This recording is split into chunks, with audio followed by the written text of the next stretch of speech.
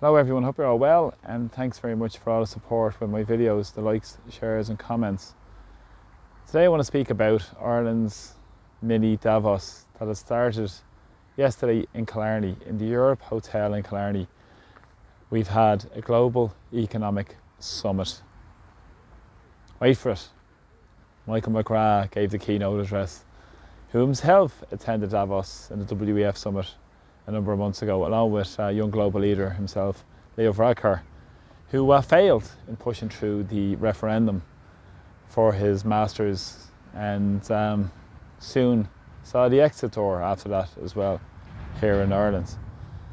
The nonsensical referendum about durable relationship and trying to take mother out of the constitution, that a lot of the political establishment in Ireland want you to forget that they ever advocated for a yes vote on that. But of course, we'll never forget, because that was a tipping point in Irish society where the people have arose and will be awakened to what's going on in society. So in the last couple of days, they've been holding this mini Davos down in Killarney, as I said, in the Europe Hotel. Now this is part of a project started by the Business Post, unsurprisingly, a neoliberal magazine, newspaper here in Ireland, and there's up to 400 leaders are in attendance at this. And Michael McGrath, who gave a keynote address yesterday, spoke about the dangers of AI. He said 1/3 of jobs will be lost because of AI. But then he said they won't be lost, the jobs will just change. So I wonder if you can clarify what that means, change, with those jobs. So maybe a lot of the working class are superfluous to the needs of the elites when they have AI taking on the jobs of many ordinary working class people. Didn't they say that before with the move towards digitalisation? It would make your lives easier. But in fact, we still have a low wage economy. We have productivity levels off the charts for most people. And again, profits are still through the roof. But of course, who does this benefit? Bono is always the clever argument in this, because who does this benefit? It doesn't benefit the ordinary working class people who'll pay and carry the can for this, where the rich get richer. Yesterday, the CEO of the World Energy Council spoke as well, along with the US Chamber of Commerce representatives. And today, the head of the World Health Organization, who wants to destroy Irish sovereignty, is speaking virtually at this summit as a drive towards 21st century totalitarianism continues with these out of touch, disconnected elites in society. Now it's also interesting because the financing of the Global Economic Summit brings together, inverted commas, wait for this, journalists, don't laugh, they're not real journalists, they're paid propagandists, journalists, business leaders, surprise, surprise, and political figures. This is quite interesting, to similarities with Davos. And they spoke of their impartial analysis and connecting progress with purpose. Isn't that very interesting and insightful? People like Ivan Yates is actually moderating a couple of these events down there as well, along with many more of the great and the good, inverted commas, of Irish society. Mary Robinson also is there, and she's an advocate of this. Mary Robinson, along with Enda Kenny, surprise, surprise, who famously said Ireland was the best little country to do business in.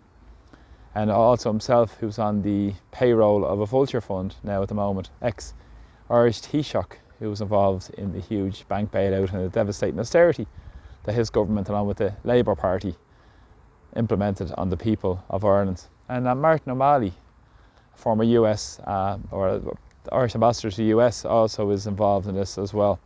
And they're going to collaborate on the pressing issues facing economies and societies around the world.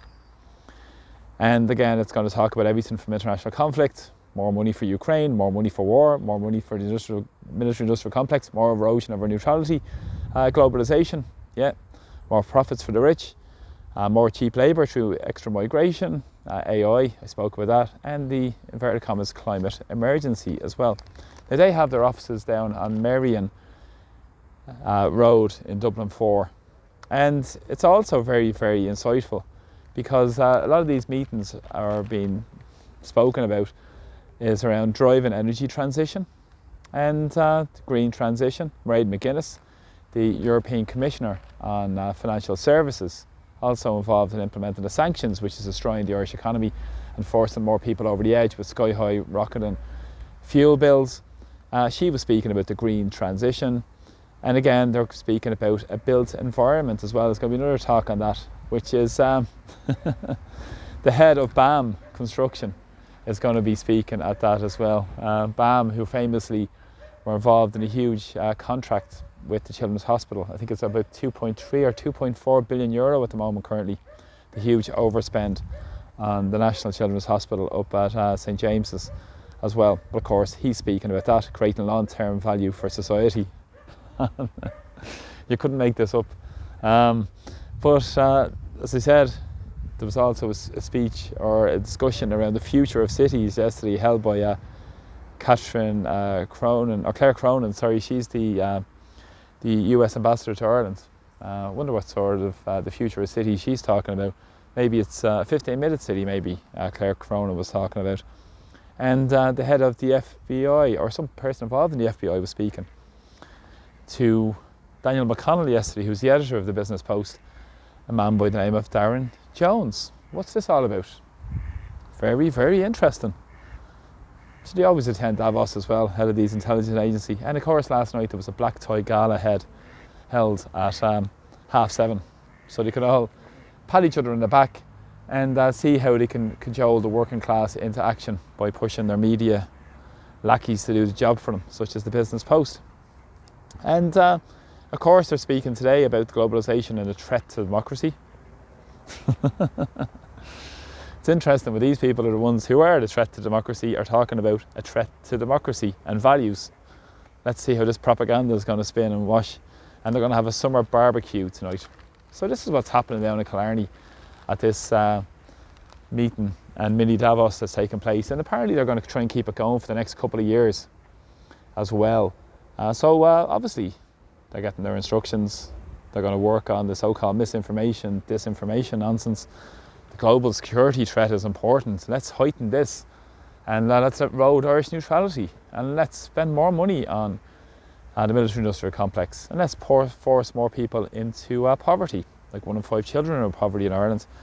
A huge amount of people are struggling, but nothing to see here. The profits of the rich still are getting more enhanced. This is a way to add more control and a drive towards authoritarianism, as you can see it with the push by the super rich and big billionaires and big corporations. So yeah, so I hope you all got your invitation to that mini-Davos. Something to miss as they have their summer barbecue tonight. And let's see how that goes. But of course this won't be spoken about in the national media because no, nothing to see here. This isn't of any importance to the public interest. These meetings and covert meetings behind closed doors about how to whip the working class into action. So thanks for all the support of my videos. Thanks for the likes, shares, comments. Really appreciate it. And this is what's going on in the so-called democracy we have in Ireland today, where more and more power is being given to technocrats who are calling the shots, like the World Health Organization, who are trying to push through the pandemic treaty again, which will completely destroy and erode our sovereignty, not mentioned with the migration pacts and all these other things that are happening where people don't have a voice and people have a say. But power needs to come back to our communities. That's the solution. The solution is where we have a voice and we're part of the decision-making process. So community sovereignty is at the heart of that, along with Irish sovereignty as well, where people are listened to, people are heard, and people's views are central to the decision-making process. It's up to each and every one of us to take that power back from all these out of touch, disconnected political parties in Ireland and the corrupt establishment and 1% and super rich and big billionaires and big business corporations that they represent. So thanks for all the support and take care. I'll talk to you all soon. Slán. Bye bye.